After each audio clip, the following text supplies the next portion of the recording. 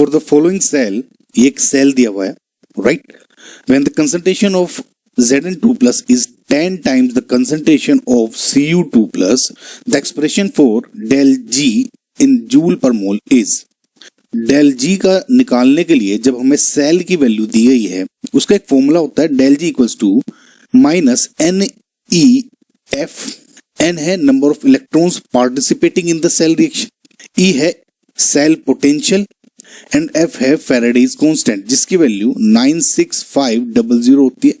Now इसमें अगर मैं N की वैल्यू इस रिएक्शन के थ्रू निकाल लूं, E की वैल्यू नर्स्ट इक्वेशन के थ्रू निकाल लूं, तो मुझे del G की वैल्यू पता लग जाएगी।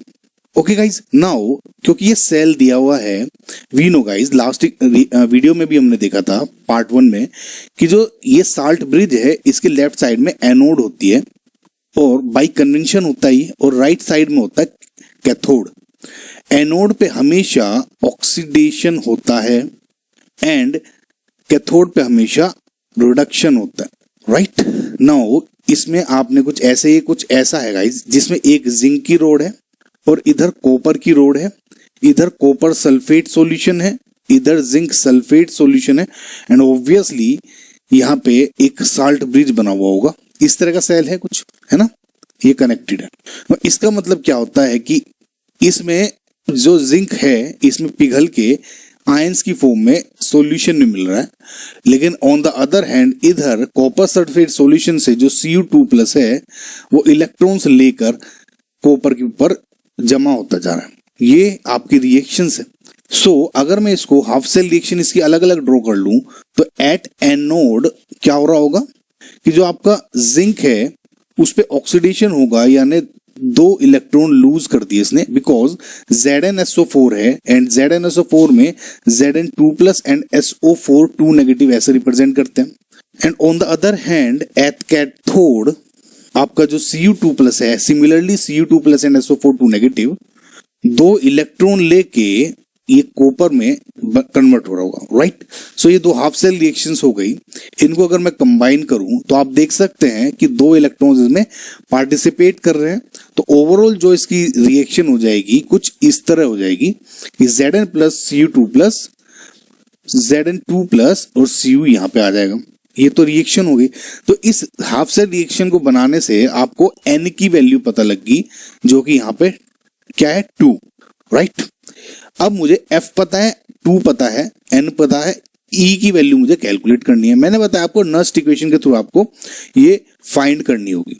वी नो नर्स्ट इक्वेशन यानी सेल पोटेंशियल या EMF ऑफ सेल क्या हो जाएगा, E0 E सेल लिख देता हूं उसे, या इसको E0 सेल, वैसे सेल लिखे भी वैसे भी काम चल जाएगा, minus 2.303 RT upon NF log Q, right. ना आपको मैं बता दूं, इसको कभी कभी हम डायरेक्ट ऐसे भी लिख देते हैं। बेसिकली Q की वैल्यू है क्या, Q की वैल्यू है जो ये आपकी रिएक्शन आई है, तो प्रोडक्ट्स अपॉन रिएक्टेंट होता है। तो इसको मैं अगर यहाँ पे दोबारा इधर लिख दूं कि Q की वैल्यू क्या है, Zn2+ की concentration multiplied by copper divided by Zn की कंसंट्रेशन इनटू Cu2+ की concentration. Now we know because ये सॉलिड स्टेट में है, Cu एंड Zn इनको हम हटा सकते हैं, 1 इनकी कंसंट्रेशन मान ली जाती है, रिप्लेस कर देते हैं इनको 1 से। तो मैं यहाँ लिखूं भी ना लिखूं भी कोई मुझे फर्क नहीं पड़ेगा, ये सिर्फ मैंने समझाने के पर्पज से आपको लिखा था। तो कुल मिला के जो Q की वैल्यू आपकी क्या आ जाएगी, मैं यहीं पे रिप्लेस कर देता हूं। Q की वैल्यू आप कैसे लिख सकते हैं कि ये concentration of Zn2+ divided by copper जो आयन से इनकी concentration. Now guys E0 cell क्या है कि cell potential under standard conditions, right, like 180 pressure, 25 degree centigrade. Okay guys, ये हो गया। अब इसमें 1 by 1 आप वैल्यू रखेंगे और आपका आंसर निकालने की कोशिश करेंगे, राइट, E की वैल्यू। नाउ गाइस एक बात मैं आपको एक FYI दे देता हूं, आगे आपको क्वेश्चंस में भी काम आएगा। कि आपने जनरली देखा होगा जो ये वैल्यू है पूरी 2.303 RT अपॉन F, इसको हम कभी कभी 0.059 से रिप्लेस कर देते हैं।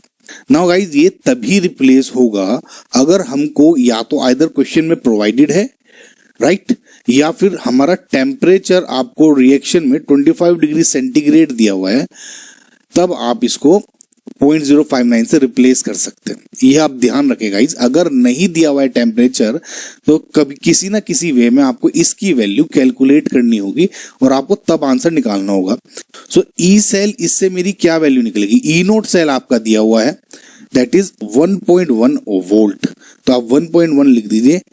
2.303 RT अपॉन F लिख देता हूं एंड n की वैल्यू है हमारी 2, ये भी कैलकुलेट करी थी, into log of Zn2 plus upon Cu2 plus. Now we know कि इसमें प्रोवाइडेड क्या है कि जो Zn2 प्लस की कंसंट्रेशन है is 10 times concentration of copper ions, right.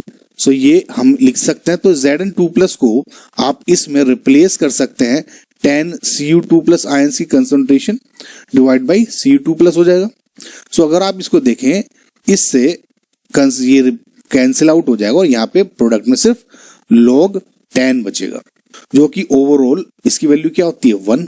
सो फिलहाल ये आपका वैल्यू आ गई 1, इसको मैं हटा दूं, हो गया गाइस। सो ये आपकी वैल्यू है फिलहाल जो कैलकुलेट करके आई है आपकी ई सेल की। अब इसमें आपको वैल्यू रखनी है ना। एफ की वैल्यू हमको 96500 अगर नहीं भी दी हो तो हम डाल सकते हैं, लेकिन अगर आप ऑप्शन में देखें इन्होंने एफ की फॉर्म में आंसर दिया हुआ है, तो फिलहाल मैं इसमें वैल्यू नहीं रख रहा हूं एफ की। नाउ ई सेल, इस वैल्यू को आप इसकी वैल्यू इसमें पुट कर दें, राइट, और हमारी वैल्यू क्या आएगी देखिए, del G equals to minus N क्या है 2 इंटू एफ। अब ई की वैल्यू रख देता हूं, यानी 1.1 in minus 2.303 RT upon 2F, right. इसको अब सोल्व करेंगे तो क्या आ जाएगा, 2F से 2F कैंसिल हो जाएगा, यानी माइनस ये 2F इधर आ जाएगा, 2.2F माइनस 2.303 RT, ये हो गया।